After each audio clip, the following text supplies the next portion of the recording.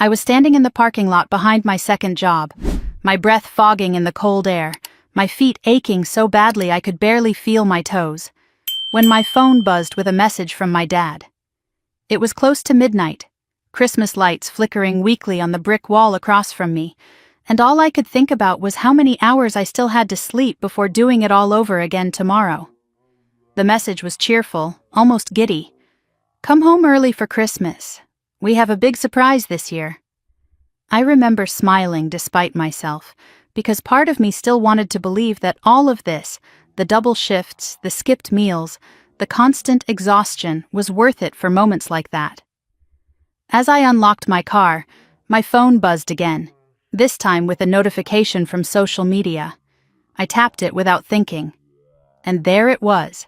My sister, standing in our parents' driveway, laughing with her hands on the hood of a brand new red Ferrari. The kind of car I had only ever seen in magazines or behind velvet ropes. My chest tightened as I stared at the photo, my mind racing through numbers I knew by heart. Rent, insurance, tuition. The money I had sent home every single month without fail, all year long. That was the moment I realized I hadn't been a daughter in a very long time. I had been a wallet. I sat in my car with the engine off, staring at that picture until the screen dimmed. The parking lot was almost empty now, just one flickering streetlight and a couple of abandoned shopping carts rattling in the wind. I should have driven home, should have gone to sleep, but my hands were shaking too much to turn the key. My sister's smile was so wide, so effortless, and my dad was standing just out of frame, I could tell. He was always nearby when something big happened for her. What hurt wasn't just the car.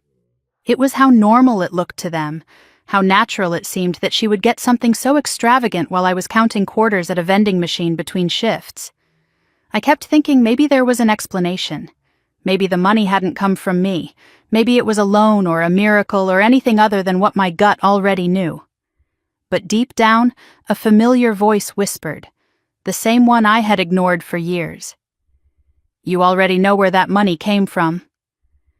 I closed my eyes and leaned my forehead against the steering wheel, feeling the weight of the day press down on me. My dad's words echoed in my head, words he had used so many times before. "You're the strong one. You understand." I had built my whole life around being the one who understood. I am 30 years old, and I live in a small apartment in a city I moved to on my own, because I believed independence was something to be proud of. During the day, I work a full-time job that looks respectable on paper, the kind you tell relatives about at holidays. At night, I put on a different uniform and work until my legs tremble and my smile feels glued on. I don't do it because I love working. I do it because being the responsible one in my family has never been optional. Somewhere along the way, responsibility stopped being a phase and became my identity. When people hear that I work 2 jobs, they usually tell me how strong I am. They say it like it's a compliment, like it doesn't come with a cost. They don't see me eating dinner out of a plastic container in my car. They don't see me choosing which bill can wait another week. And they definitely don't see the monthly transfers leaving my bank account, labeled with words like help or family, as if that made it simpler. I never told myself I was being taken advantage of. I told myself I was doing the right thing. My dad has always had a way of asking without really asking. It would start with a phone call, his voice heavy with concern, talking about how things were tight this month or how unexpected expenses kept popping up. He never demanded anything. He didn't have to. He would remind me how grateful he was, how proud he was of me, how lucky the family was to have someone like me, and every time I sent the money. At first it really did feel temporary, a bridge until things stabilized, a way to keep everyone afloat. My sister, on the other hand, never had to bridge anything. She is younger than me, softer around the edges, still figuring things out, according to everyone else. When she struggled, it was treated like a delicate situation that needed protection. When I struggled, it was proof that I could handle more. No one ever said that out loud, but it was woven into every interaction. I paid bills, she followed dreams, I covered gaps. She got space to breathe. Sitting in that dark parking lot, I thought about all the times I had pushed through exhaustion because I believed it mattered. I thought about holidays when I arrived late because of work, apologizing for being tired. I thought about how often I had been told, "You don't need much," as if my needs were optional. That picture of the Ferrari burned in my mind, glossy and unreal, and suddenly all those little moments lined up into something I couldn't ignore anymore. I finally started the car and drove home, the road empty and quiet. Christmas music played softly on the radio, songs about joy and togetherness that felt like they belonged to someone else's life. As I drove, I tried to calm myself down, telling myself not to jump to conclusions. I told myself families didn't keep score. I told myself I was overreacting. I had said those words to myself so many times that they felt automatic. But when I pulled into my apartment complex and turned off the engine, the silence felt different, heavier. I sat there for a long time, staring through the windshield, replaying the message from my dad and the image of my sister's new car. The truth was uncomfortable, and that's why I had avoided it for so long. I liked being needed. I liked believing my sacrifices held the family together. If I stopped believing that, I wasn't sure who I would be anymore. Inside my apartment, I dropped my bag by the door and sank onto the couch without even turning on the lights. The room smelled faintly of laundry detergent and cold coffee. This was the space I paid for, the life I maintained mostly on my own, and yet it felt like a temporary station between obligations. I pulled out my phone again and looked at the picture one more time. The comments underneath were full of congratulations and heart emojis. No one mentioned where the money came from. No one ever did. I thought about Christmas morning, about driving back to my parents' house, about walking into a room where everyone would be smiling and waiting for my reaction. I imagined myself forcing a smile, congratulating my sister, pretending that my chest didn't hurt. That had always been my role, to smooth things over, to make things easier for everyone else. I wondered when it had stopped being okay for things to be easier for me too. As I lay there in the quiet, I realized that this wasn't just about one car or one holiday. This feeling of being unseen hadn't started tonight. It had been building for years, layered under responsibility and obligation and praise that only came when I gave more. The Ferrari was just the first thing big enough, loud enough, to shatter the story I had been telling myself. That night, I didn't sleep much. I stared at the ceiling, listening to the hum of the city outside my window, thinking about how close Christmas was and how far away my family suddenly felt. I still didn't know what I was going to do. I still wanted to believe there had been some mistake. But somewhere deep inside, something had shifted. I had seen the picture and I couldn't unsee it. And for the first time in a very long time, I wondered what would happen if I stopped being the one who always understood. I stayed in my car longer than I needed to that night, long after the engine had gone quiet, because part of me was afraid to walk inside and sit with the truth. It was easier to pretend this was just exhaustion talking, that I was reading too much into one picture on a screen. I told myself I wasn't angry. I told myself I was just tired. But as the cold seeped through the windows and into my bones, a question I had been avoiding finally surfaced, clear and sharp. When did helping my family stop being help and start becoming my responsibility? The uncomfortable truth was that it hadn't happened all at once. There was no single moment where I could say, "This is when everything changed." It had crept in slowly, disguised as love, wrapped in words like family and sacrifice. In the beginning, I had been proud to be the one they leaned on, proud that when things got hard, they thought of me first. I had worn that role like a badge of honor, never questioning what it was costing me. A few years earlier, before I picked up the second job, my dad had called me one evening sounding tired in a way that made me sit up straighter on the couch. He told me things were tight, that a few unexpected expenses had come up, that he just needed a little help until things stabilized. He didn't ask outright. He never did. He just talked, letting the silence stretch until I filled it.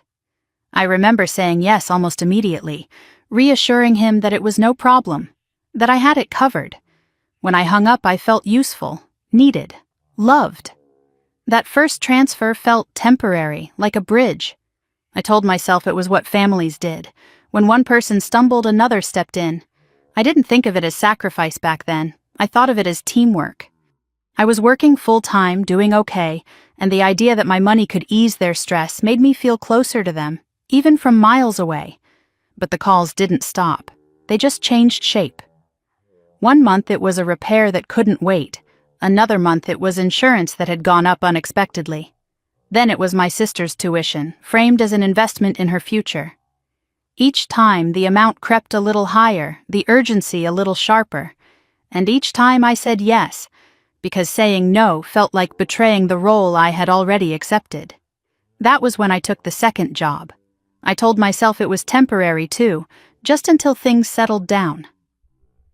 I remember standing in the break room during training, listening to someone joke about side hustles and laughing along like it was all part of some exciting phase. But it wasn't exciting, it was exhausting. My days blurred together into a cycle of alarms, commutes, and aching feet. I learned how to run on coffee and stubbornness, how to smile when my body begged me to stop. Most mornings my alarm went off before the sun came up. I would lie there for a few seconds, staring at the ceiling, gathering the energy to swing my legs out of bed. I learned to move quietly, efficiently, like any extra motion was wasted effort. Breakfast was whatever I could grab on the way out the door. Lunch was eaten at my desk or in my car. By the time my second shift started, my mind felt fuzzy, but I pushed through because there was always another bill, another transfer, another reason not to slow down. I told myself this was just what being responsible looked like. I told myself other people had it worse. And when my dad called to thank me, his voice warm and grateful, it felt like proof that I was doing the right thing. He always ended those calls the same way, telling me how proud he was, how lucky they were to have me. Those words mattered to me more than I wanted to admit. What I didn't do was keep track. Not really. I didn't add up the numbers or ask for timelines. I labeled the transfers with gentle words that softened the reality of what I was doing. Help, family, just this once. It felt wrong to treat my own parents like a transaction. Families didn't keep score. That's what I told myself every time a small voice in my head whispered that something wasn't adding up. Meanwhile, my sister floated through her 20s in a way I had never been allowed to. She changed jobs, took breaks, talked about finding herself. Whenever she struggled, it was treated like a delicate phase, something to be handled with care. My dad worried about her in a way that felt protective, almost tender. No one ever worried about me like that. They assumed I was fine because I always made it work. I remember one phone call in particular, after a 14-hour day that left my legs shaking as I stood in line for gas. My dad mentioned casually that my sister was thinking about switching programs again, that it might mean a little extra expense for a while. I was quiet, calculating in my head how many more shifts that would mean for me. Before I could say anything, he added, "You're good at this stuff. You always figure it out." It wasn't a question. It was a statement. And somehow that hurt more than if he had asked. There were moments when the weight of it all pressed down on me so hard I had to pull over just to breathe. Nights when I sat on the edge of my bed, shoes still on, too tired to move. I missed birthdays. I skipped holidays. When coworkers talked about weekends away or spontaneous plans, I smiled and nodded, already thinking about my schedule. Every choice I made was filtered through one question. How much can I send this month? And still, I didn't think of myself as a victim. I thought of myself as dependable, the one who didn't need rescuing, the one who could be counted on no matter what. There was a strange comfort in that, even as it drained me. Being needed felt safer than admitting how lonely it was to carry everything alone. The money never came back, not once. No one said it would, not explicitly, but the word temporary had been used so many times that I assumed it was implied. I didn't notice when temporary turned into expected. Or maybe I noticed and chose not to see it. Every time I considered asking about repayment, my chest tightened with guilt. What kind of daughter counted money like that? So I didn't ask. I just worked more. I adjusted my budget. I told myself I could rest later. And when my sister talked excitedly about plans, about things she wanted to do next, I listened and smiled, because that was easier than admitting how uneven everything felt. Sitting there after seeing the picture of the Ferrari, all of that came rushing back to me in a way it never had before. Every late night, every skipped meal, every transfer I sent without question. I realized how long it had been since anyone had asked me how I was really doing. Not in the casual way people ask out of habit, but in the way that means they actually want to know. I thought about Christmas coming up, about driving home and slipping back into my usual role, the helpful daughter, the strong one, the one who understood. I had always believed that if I just kept going, kept giving, things would eventually balance out. That fairness had a way of finding you if you were patient enough.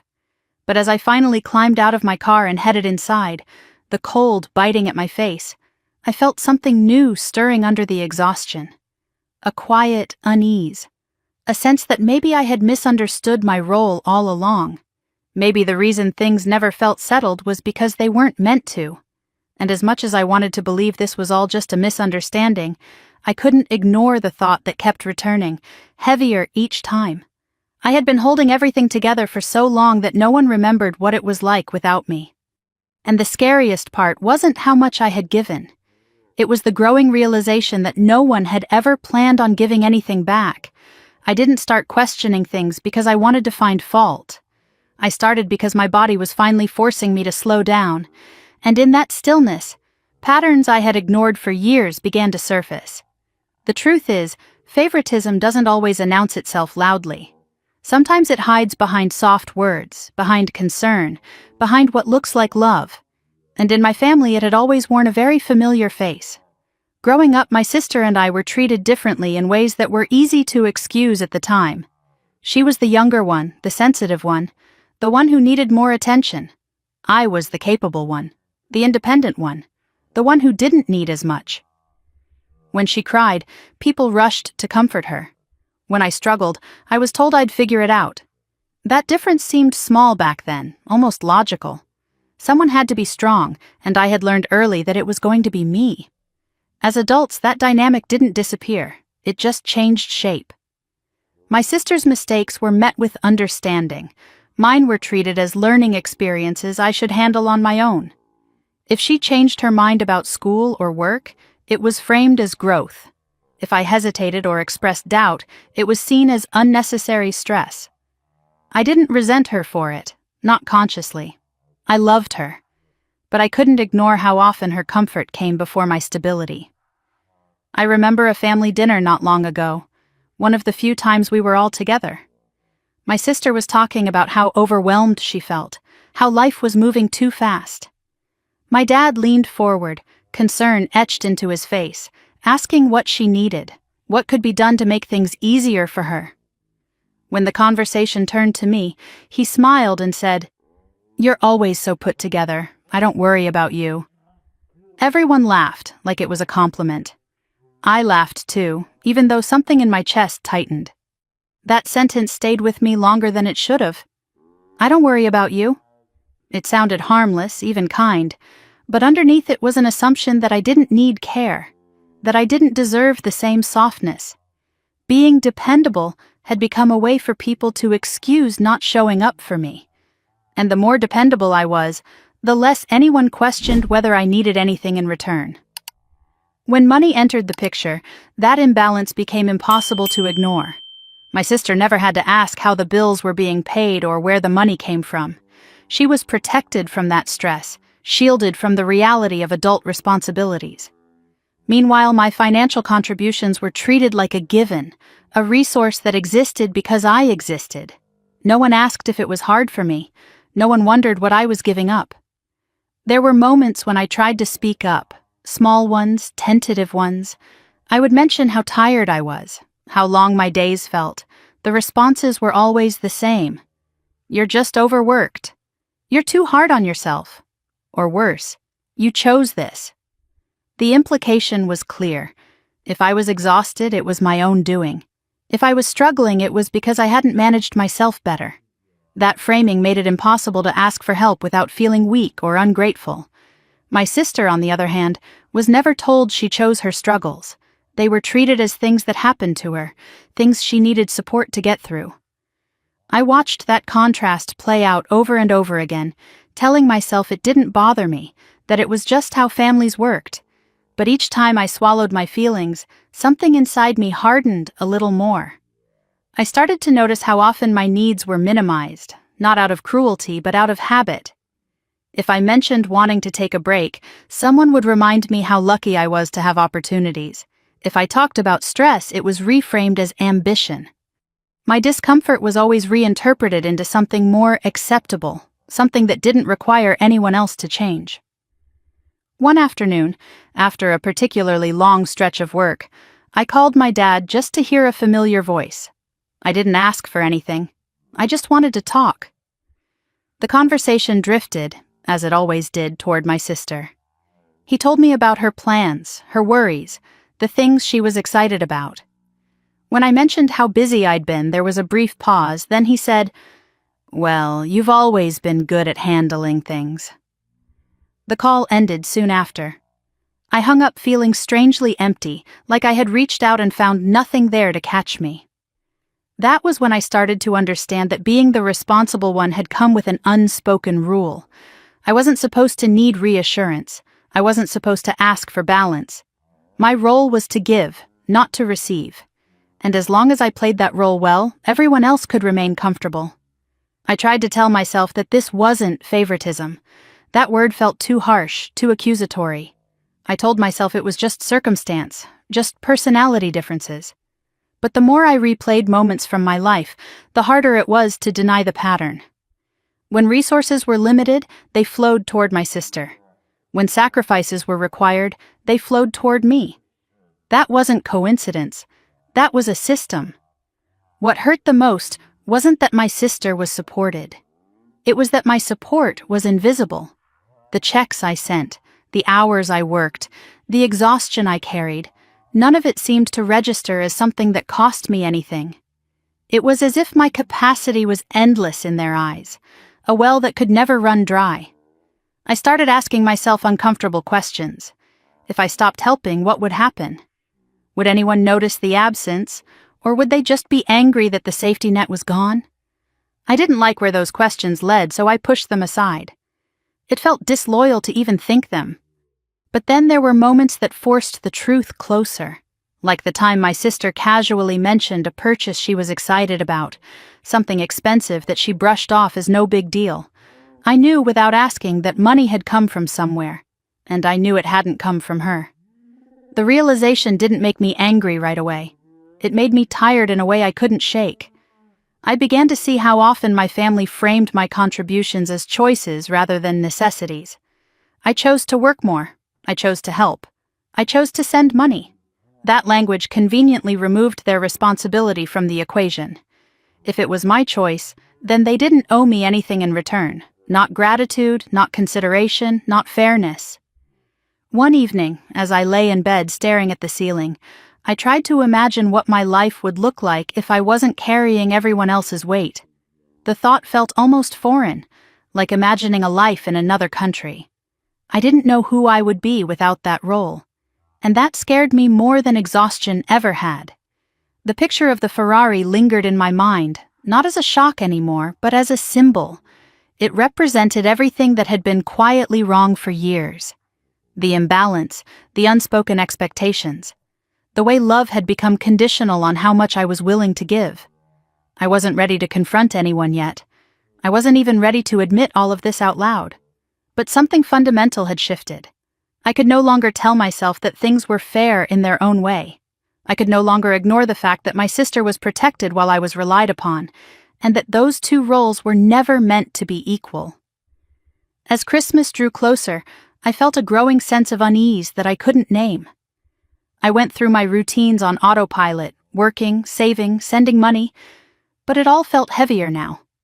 The blind trust I had placed in my family's intentions was cracking, and once it did, I couldn't put it back together. For the first time, I allowed myself to think the unthinkable, that maybe love shouldn't require this much erasure, that maybe being strong shouldn't mean being overlooked, and that maybe the story I had been telling myself about my place in my family wasn't the whole truth. I didn't know what I was going to do with that realization yet. But I knew this much. Favoritism wasn't just about who got more. It was about who was expected to give without ever being asked what it was costing them. And for the first time in my life, I understood exactly which side of that line I had been standing on. I didn't sit down to count the money because I wanted to accuse anyone of anything. I sat down because I was exhausted in a way sleep couldn't fix, and I needed to understand why. It was a quiet Tuesday night, the kind where the world feels paused. I had come home from my second job, kicked off my shoes by the door, and stood in my kitchen staring at nothing. My hands were still trembling slightly, not from anger, but from fatigue. I opened my laptop, telling myself I would just check one thing, just to get my bearings, just to remind myself I wasn't imagining how heavy everything felt. I logged into my bank account and pulled up my transfer history. At first, I didn't even scroll. I just looked at the most recent transaction, the familiar line I had seen every month for years. Same amount, same destination, same quiet sense of obligation. I leaned back in my chair and exhaled, telling myself not to be dramatic. Then I scrolled. The numbers kept going. Month after month, year after year, a steady stream flowing out of my account like a tide I had never bothered to measure. I hadn't realized how long it had been since I'd actually looked at the full picture. I had always focused on the next bill, the next shift, the next transfer. Seeing it all lined up like that did something to me. It made everything real in a way it hadn't been before. I started adding it up slowly, carefully, afraid of what I might find if I rushed. My finger traced the screen as I whispered the numbers to myself. Rent assistance, insurance, tuition, emergency help, just this once. The total climbed higher than I expected, higher than I wanted to believe. I stopped halfway through and closed my eyes, my stomach tightening. I wasn't angry yet. I was stunned. This wasn't spare change or a few bad months. This was a pattern. A commitment no one had ever named, but everyone relied on. I remembered every conversation attached to those numbers. My dad's voice, calm but strained, explaining why things were tight again. The way he always framed it as temporary, as something we would laugh about later. Just until we get back on our feet, he would say. I had believed him every time. I wanted to believe him. The idea that my sacrifices were helping stabilize the family gave meaning to the exhaustion. But as I stared at the screen, I realized something that made my chest ache. There had never been an end date. Not once had anyone said, "This is the last time." Temporary had quietly become permanent, and I had never been invited into that decision. I had just absorbed it, like I always did. I scrolled further back, to the first transfer. I could still remember where I was when I sent it, sitting on my couch in my old apartment, feeling proud that I could help. I had been so sure it was the right thing to do. Looking at it now, I felt a strange mix of tenderness and sadness for the version of myself who thought this would be short-lived. My phone buzzed on the counter, startling me. For a split second, my heart jumped, irrationally afraid that someone could see what I was doing. It was just a text from my dad, asking how work was going, adding a smiley face like he always did. I stared at it for a long moment before replying, "Busy, but okay." It was the truth I always gave, the one that didn't require follow-up. I almost closed my laptop then, almost convinced myself that I didn't need to know more. But something kept me there, my hand resting on the trackpad, my eyes drawn back to the numbers.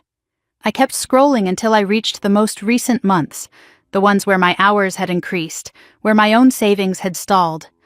The realization crept in quietly, settling in my chest like a weight. I wasn't just helping, I was sustaining. The next day, the thought followed me everywhere. At my desk during my first job, as emails piled up. Behind the counter at my second job, as I smiled at customers and rang them up. The numbers replayed in my head, not as guilt, but as clarity. For the first time, I wasn't thinking about how to manage it. I was thinking about what it meant. That evening I called my dad, not to confront him, not to demand answers. I told myself I just wanted to check in. His voice was warm when he answered, relaxed. We talked about small things at first, the weather, his plans for the week. I could hear my sister laughing in the background, her voice light and carefree. When there was a pause, I took a breath and asked, as casually as I could, about one specific expense I had helped cover recently. There was a brief silence on the line. Then he chuckled softly. "Why are you worrying about that?" he said. "Everything's fine. You're always stressing yourself out." His tone wasn't defensive. It was dismissive in a way that made my throat tighten. I tried to explain that I was just trying to plan, just trying to understand where things stood. He cut me off gently, telling me not to overthink it, reminding me that we were family. Family. The word landed heavily between us. It was always the end of the conversation, a way to shut things down without answering anything. I felt myself nodding even though he couldn't see me, apologizing without knowing what I was apologizing for. By the time we hung up, I felt smaller than I had before the call. I sat there afterward, phone in my hand, replaying the exchange. He hadn't lied, he hadn't raised his voice, but he also hadn't answered me. And somehow, I was the one who felt guilty for asking. That realization hurt more than any argument would have. It made me see how often my questions were reframed as problems, how my need for clarity was treated like unnecessary stress. Over the next few days, I started noticing things I had brushed off before. My dad talked about money with a looseness that hadn't been there in years. He mentioned plans, upgrades, ideas that made me pause. My sister spoke excitedly about the future, about possibilities that felt strangely untethered from reality. No one talked about budgets. No one talked about limits. And no one talked to me. I didn't say anything. I watched. I listened. I told myself I was being paranoid, that I was reading too much into casual comments. But the unease grew anyway, a quiet hum under everything I did. I found myself flinching every time my phone buzzed, bracing for another request disguised as a conversation. One afternoon, after another long shift, I sat in my car and stared at the steering wheel, too tired to drive. I thought about how often I had rearranged my life around other people's needs, how many times I had told myself I could rest later. Later had never come. I wondered, not for the first time, what would happen if I didn't catch them the next time they fell. The answer scared me, not because of what it meant for them, but because of what it revealed about my place in the family. I had become the solution to problems I wasn't allowed to fully understand. I was trusted with responsibility, but not with transparency. I was relied upon, but not consulted. That night, back at home, I opened my laptop again. I didn't add the numbers this time. I just looked at them, letting them exist without explanation. I realized that counting hadn't made me angry. It had made me aware. Awareness was quieter, but it was heavier. It settled into my bones and stayed there. I closed the laptop and sat in the dark, listening to the faint sounds of the city outside my window. Somewhere, my sister was dreaming about her future, and my dad was planning the next step without thinking about how it would be funded. And I was here, finally seeing the shape of the role I had been playing. I wasn't ready to do anything yet. I wasn't ready to change the pattern or challenge it. But something had shifted inside me. I could feel it, like a door that had cracked open and refused to close again. I had counted the money, and in doing so, I had counted myself. For the first time, I couldn't unsee the truth. The sacrifices I had made weren't invisible because they were small. They were invisible because they were expected. And as I sat there, the weight of that realization pressing down on me, I knew that whatever came next, things would never feel simple again. Christmas had always been the one time of year when I let myself believe things would feel fair. No matter how tired I was, no matter how stretched thin my life had become, I held on to that hope like a quiet promise to myself. Christmas meant coming home. It meant sitting at the same table, hearing the same stories, pretending for a few days that we were all equals again. As I packed my bag and checked my work schedule for the last time before the drive, I told myself this year would be different. This year, all the sacrifices might finally feel worth it. The drive home was long and familiar, the highway stretching out in front of me under a pale winter sky. Christmas songs played softly on the radio, and I found myself humming along, even though my chest felt tight. I kept thinking about my dad's message, about the excitement in his voice when he said there was a surprise waiting. I tried not to think about the picture I had seen, about the way it had lodged itself in my mind. I told myself not to jump ahead. I had done that too many times before and always regretted it. When I pulled into my parents' driveway, the house looked exactly the same as it always had.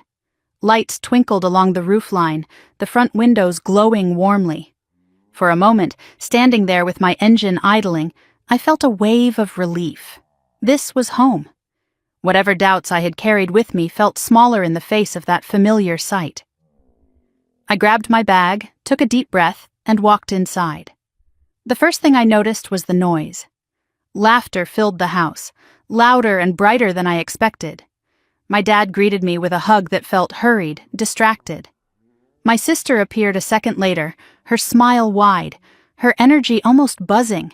She looked different.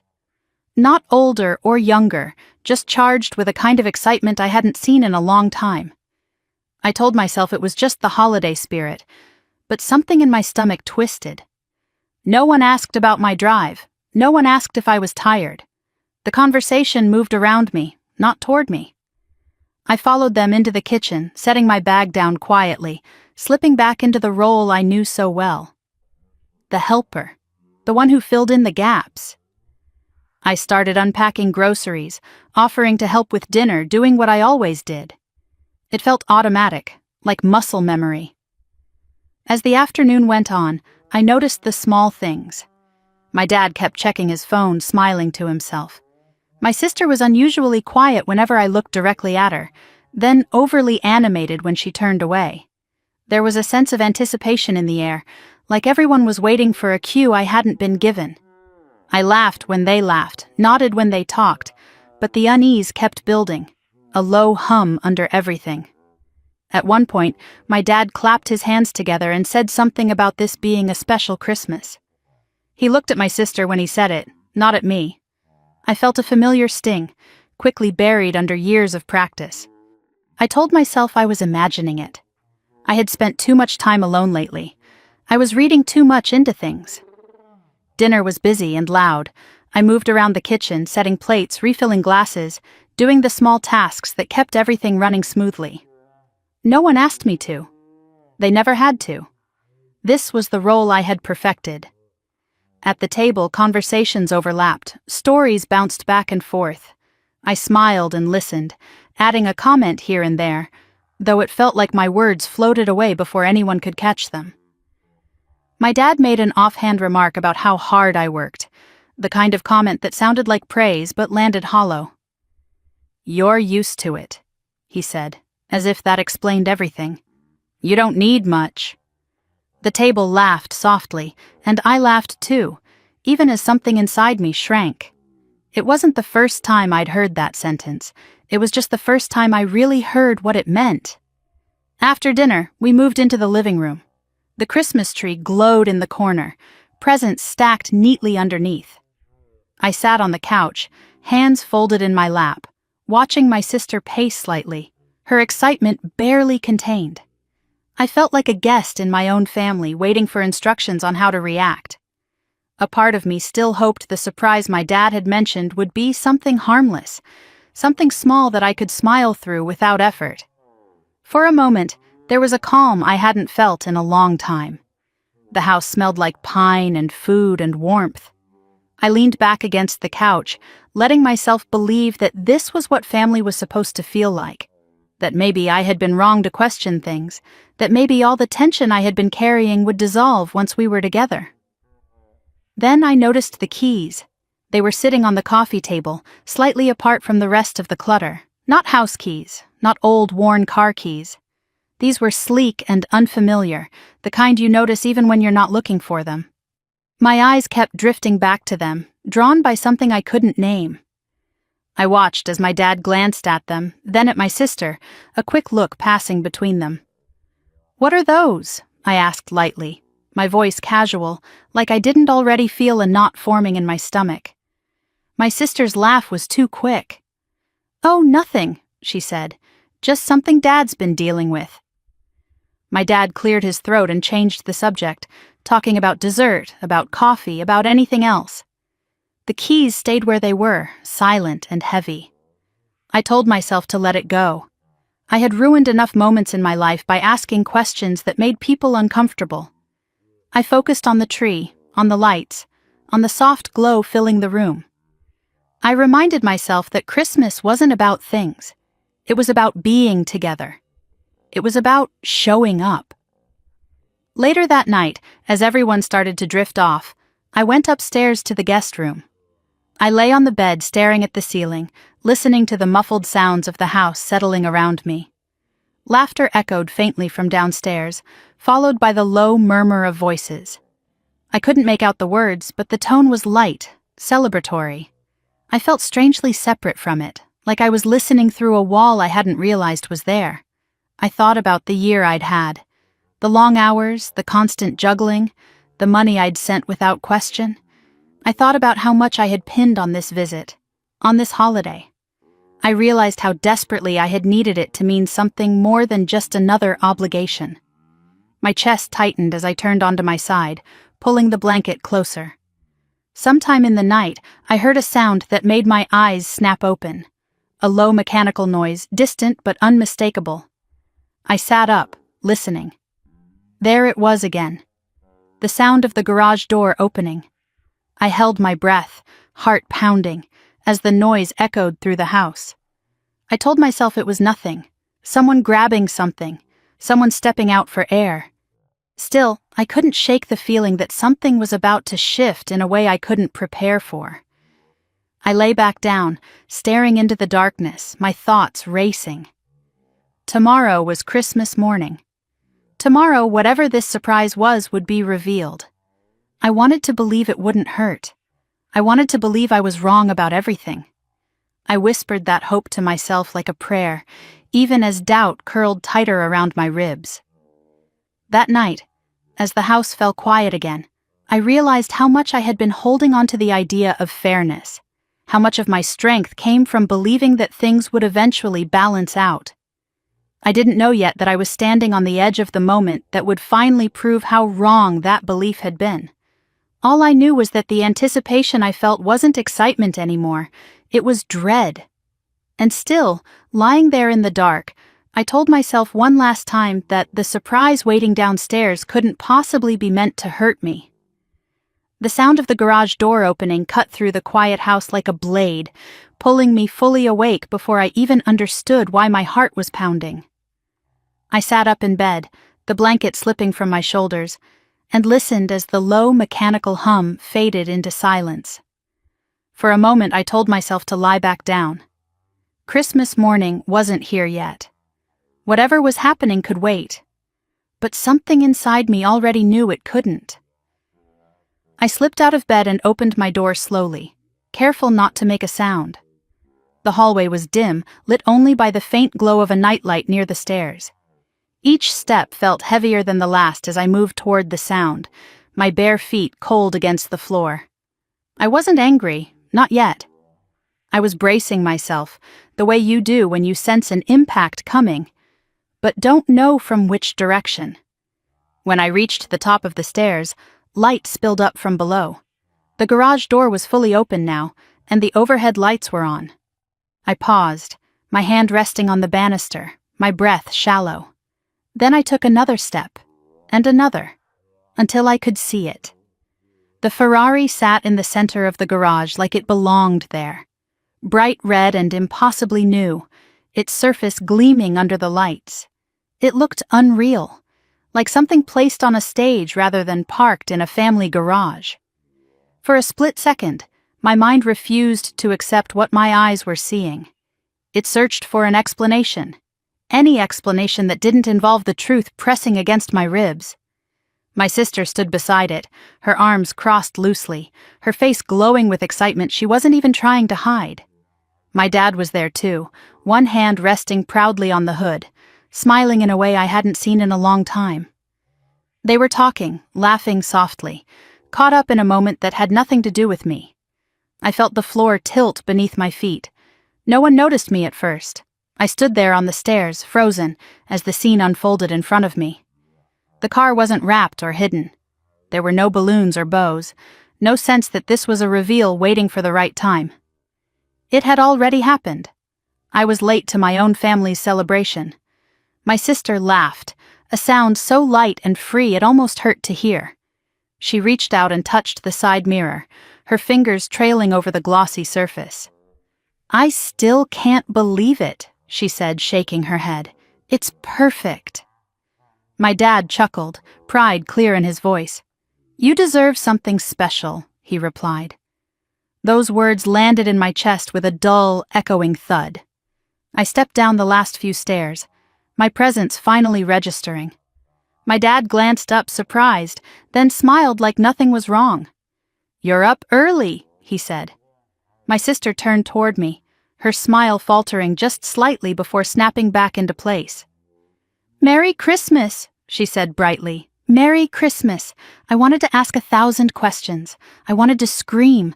I wanted to laugh at the absurdity of it all.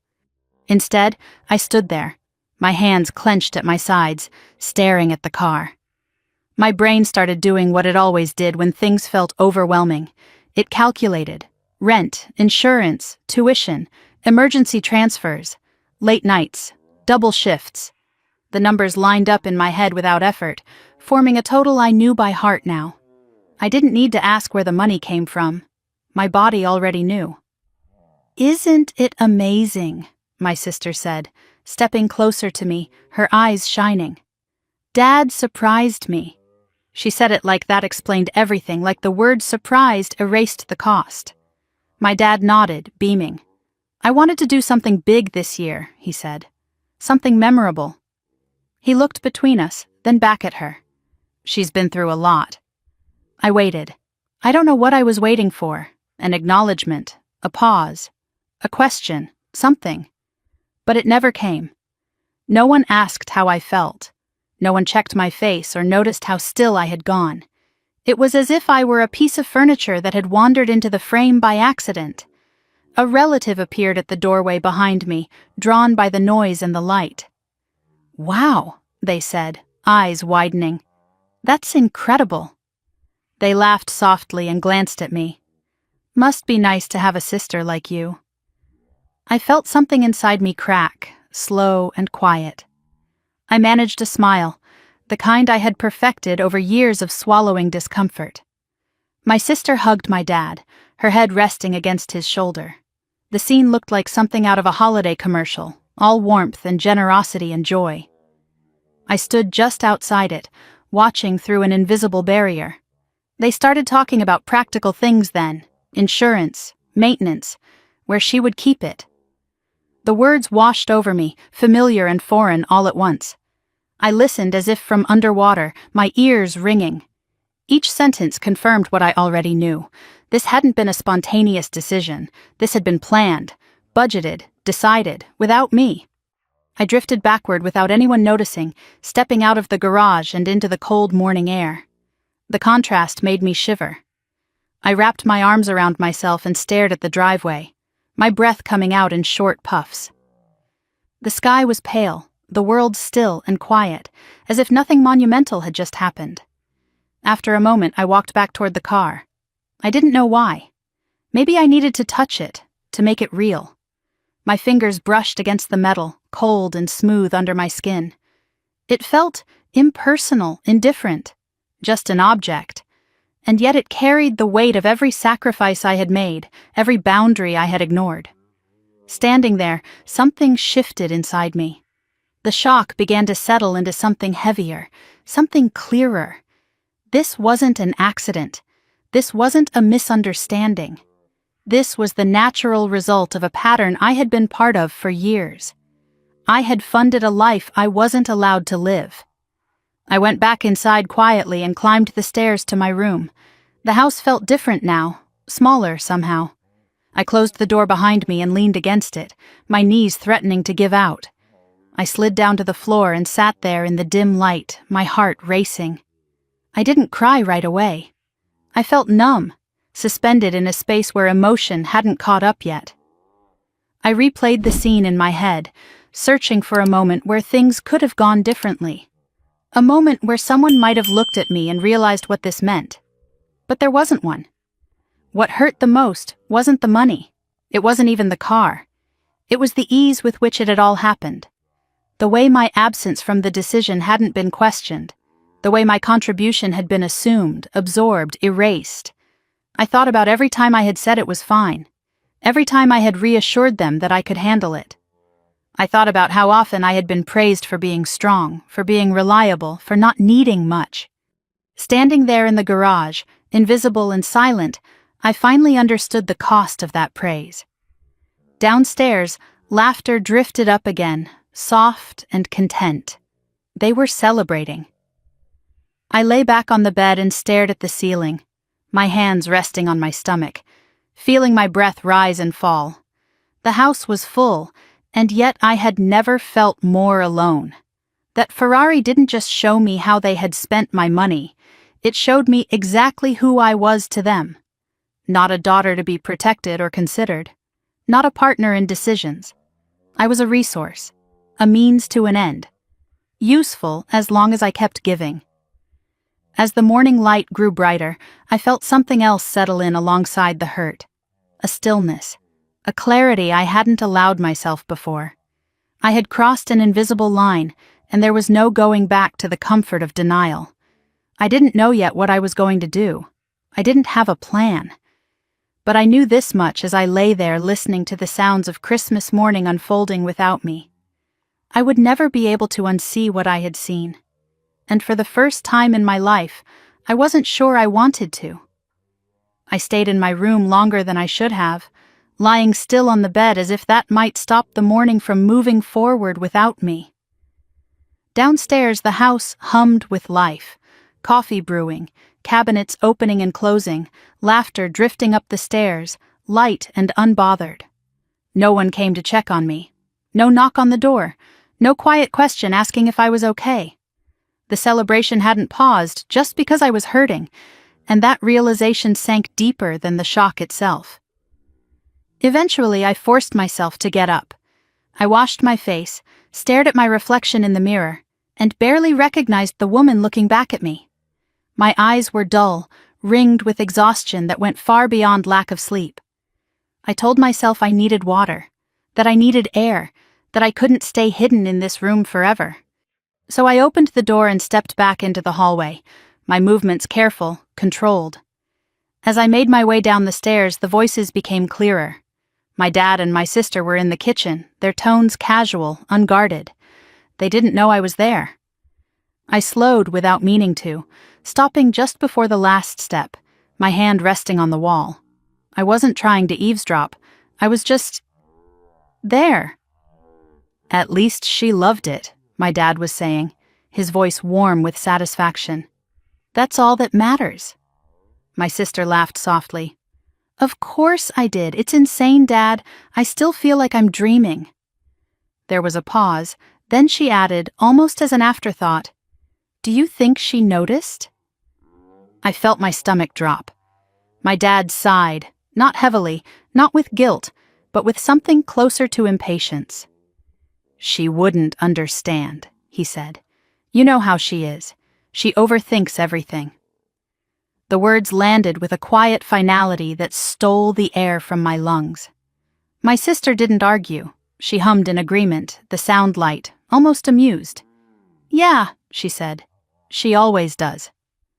There was no malice in her voice, no hesitation, just certainty. They moved on after that, talking about mundane things, breakfast plans, a trip my sister wanted to take soon. The conversation flowed easily, untouched by what had just been said. I stood there, frozen, my heart pounding so loudly I was sure they could hear it. She wouldn't understand. In that moment, something inside me broke cleanly in two.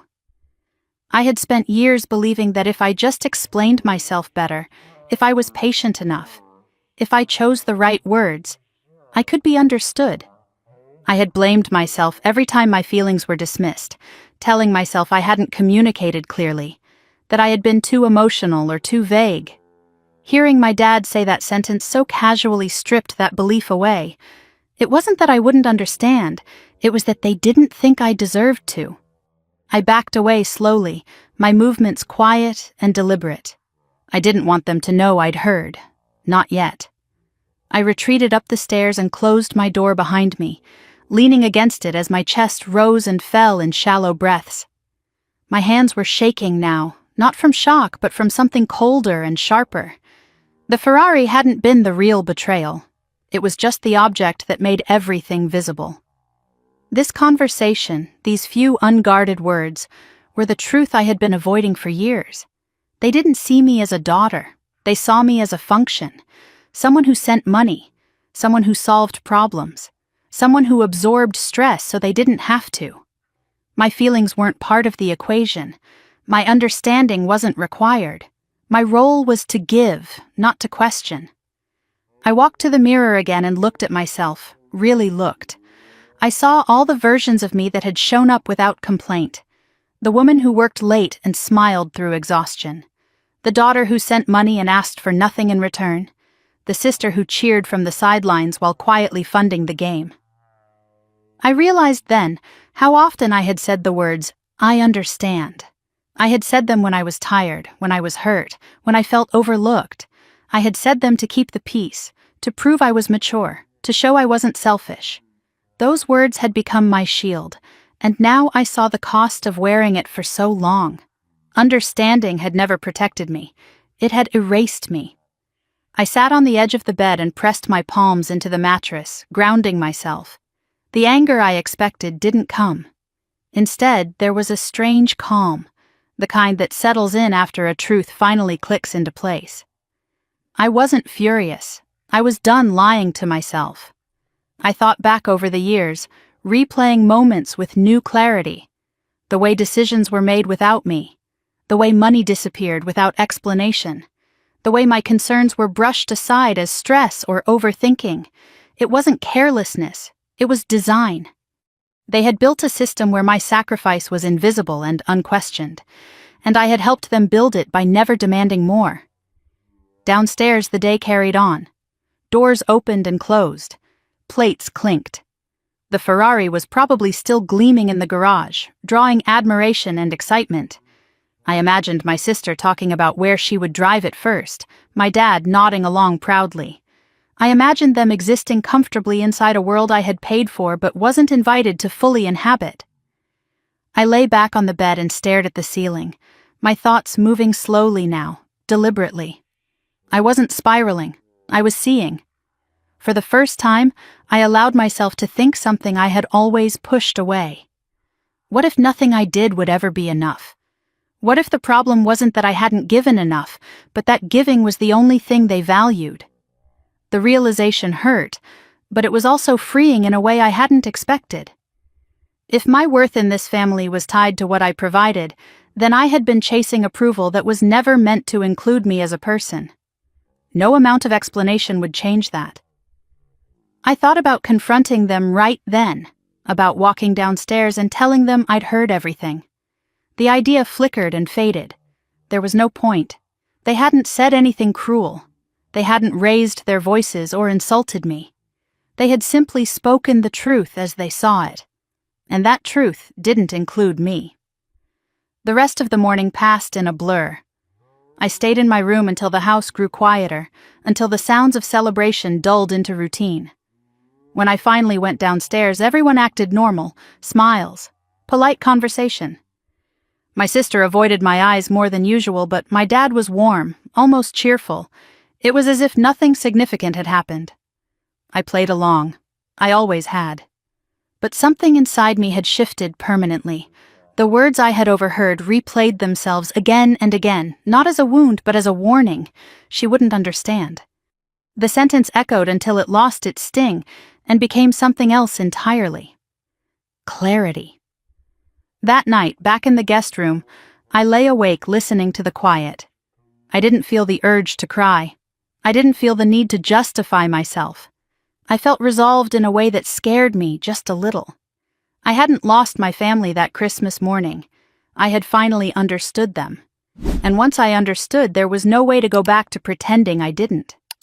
The morning after Christmas felt strangely ordinary, and that was what unsettled me the most. Sunlight filtered through the curtains like it always did, soft and pale, landing on the same furniture, the same walls, the same life that had existed before everything cracked open. Downstairs I could hear the low hum of routine, coffee brewing, plates clinking. The house moved on as if nothing monumental had happened, as if a bright red Ferrari hadn't rewritten the meaning of my place in this family overnight. I lay there for a while, staring at the ceiling, listening. No one came to check on me. No one asked how I was feeling. The absence of concern wasn't loud or dramatic. It was quiet, seamless, and that made it undeniable. Whatever had broken inside me hadn't broken for them. When I finally got out of bed and went downstairs, the Ferrari was still there, visible through the garage door window, gleaming like a monument. My sister was already dressed, talking excitedly about taking it out later. My dad nodded along, sipping his coffee, relaxed in a way I hadn't seen in years. They looked content, complete. I realized then that the shock I felt wasn't something they shared. To them, this was just another good morning.